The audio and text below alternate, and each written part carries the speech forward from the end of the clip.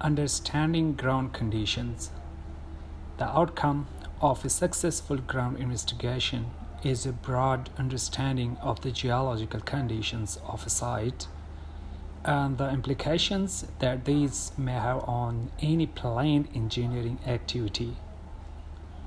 This requires an overview which may rely on geological experience, not on a problem. On large projects employing specialist engineering geologists, but may be critical on small projects with a limited geotechnical team. Ground conditions are only fully understood when different parameters are integrated into a concept.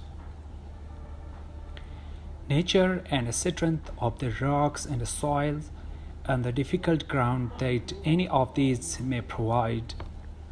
Fracture conditions of the rocks with respect to the rock mass strengths that they determine. Geological history and stress conditions in the ground, critical to underground engineering. Groundwater conditions and slope stability with respect to pore and joint water pressures. Quaternary evolution, notably rock deterioration by weathering and distressing by erosion. Man-made impacts on the ground, including any contamination of brownfield sites. Total geological model. This concept has been introduced to present the broad picture of ground conditions. It develops an overview that is the normal outcome of a geologist's thinking, but is rely foremost in an engineer's perception. 3D drawings of ground models incorporate all the individual components of the ground conditions. Tectonic, that outline the background data. Geological, to provide the broad ground picture. Geomorphological, with the near surface details. Good model drawings demand some artistic ability, but even rough sketches expose deficiencies in the data on ground conditions of a site, and they focus attention on potential engineering problems.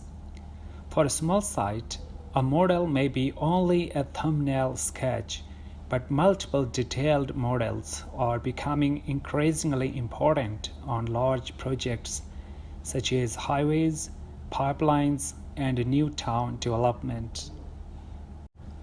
A total geological model for an upland site that was influenced by variations in the quaternary climate.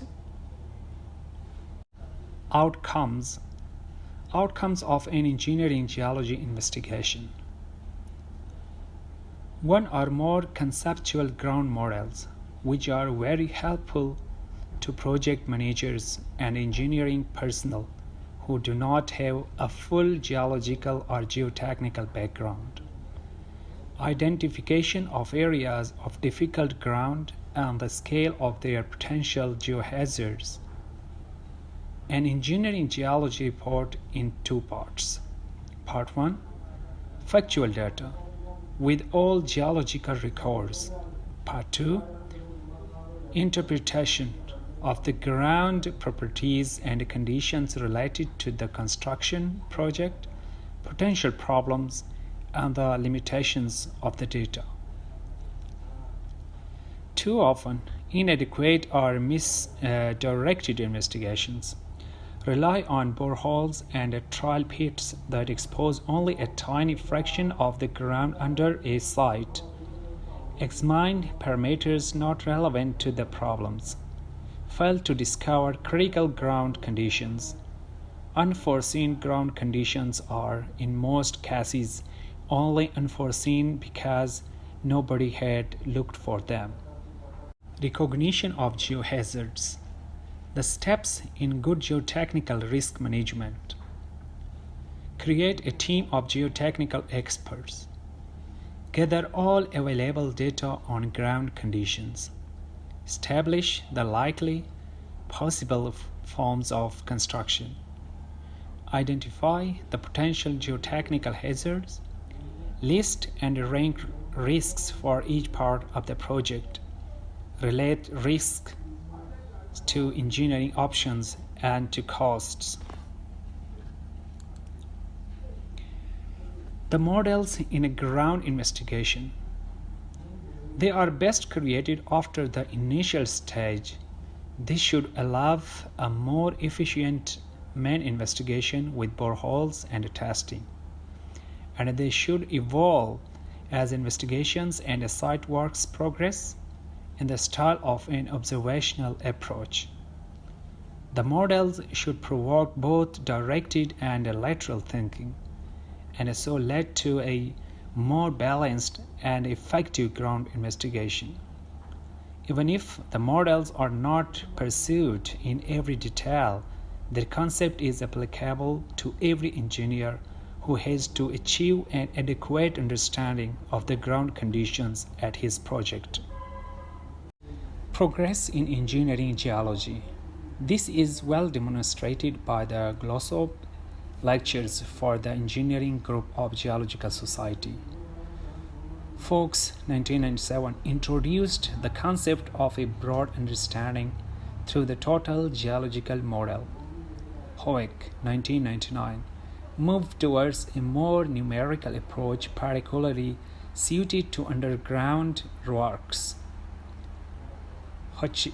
Hutchinson, 2001, brought geomorphology into the forefront of understanding ground conditions. Successful engineering geology should incorporate all three approaches as appropriate to each project. Geomorphology. It is the study of the ground surface, notably the quaternary evolution of the landscape. The quaternary is only a tiny fraction of geological time, but it was so recent that its processes of erosion and weathering have a disproportionate impact on the state of the ground today. Geomorphology is often overlooked by engineers, but simple surface observation can provide data invaluable to the interpretation of subsurface ground conditions. Primary geomorphological mapping plays a key role in highway engineering in the difficult terrains of undeveloped countries. Quaternary processes accounted for a sequence of changes within the ground conditions by mechanisms that may not be active at present. Weathering and the degradation of near-surface soils and rocks, notably related to Pleistocene periglacial zones. Drift deposits with respect to Pleistocene glaciation limits temporary lakes and river drainage patterns. Erosional removal of cover rocks, causing stress relief opening of fractures in rocks, notably on hillsides due to valley incision and also over consolidation of clays. Slope instability in terms of past drainage states and the contrasts in slope processes in changing climate. Brownfield sites. Increasing demand for building land and a shortage of greenfield sites creates a need to reuse brownfield sites. Derelict land or made ground that includes old open cast mines, backfilled quarries, old industrial sites, and disused waste dumps. Of these sites, about 65% are contaminated with toxic metals, chemicals, or organics, and or hydrocarbons. On clean-made ground, settlement is main problem. Site investigation. On brownfield sites, this is more than a normal ground investigation. as many legal, historical, and environmental factors have to be considered. It is a specialist field where the concept of a total geological model is particularly appropriate. Staged investigation is based on an unknown site with pits and trenches to sample solids, hollow probes to test gases, and boreholes to monitor leachate flow. Contaminated land. This includes any site where buried substances may become accessible and so present a health hazard. Each site is different, and they may respond differently to disturbance, notably by migration of leachates or gas. Remediation is only needed where the risk is unacceptable, but limits are not easily defined.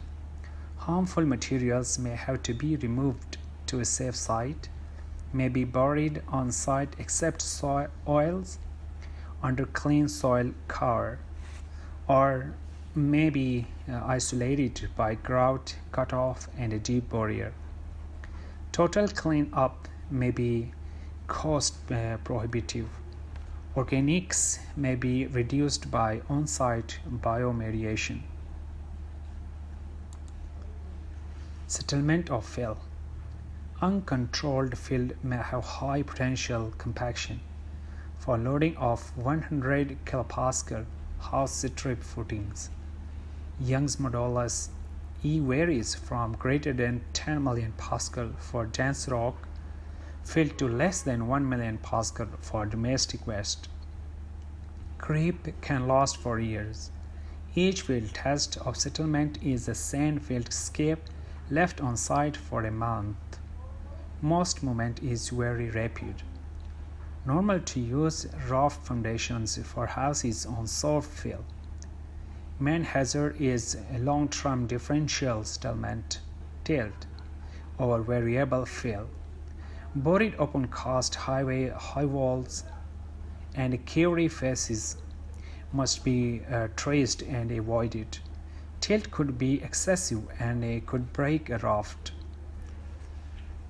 Inundation collapse is loss of volume when fill is first saturated by changed drainage or rising water table after mine pumping stops. Loss to thickness may be 1% on compacted rock debris, over 7% on non-engineered mine waste, and higher on some refuse. Treatment of made ground. Various methods of ground improvement can reduce long-term settlements. Preloading effectively compacts the ground to a depth that is about 1.25 times the depth of surcharge. Dynamic consolidation is effective to depths of 9 meters in sand and rock fill, or 6 meters in clay or mixed refuse. Vibro replacement stone columns can improve any fill. Pre-inundation may treat dry fill prone to collapse. Methane derived from buried domestic waste or from coal-bearing rocks should be drained to the air or may be taped and burned for power production. Wearing conditions on brownfield land with past mining and a landfill, and the state of houses built on rafts. Here in this cross section they have illustrated the different conditions of brownfield. They have observed the geohazards, subsidence, and the different kinds of the foundations.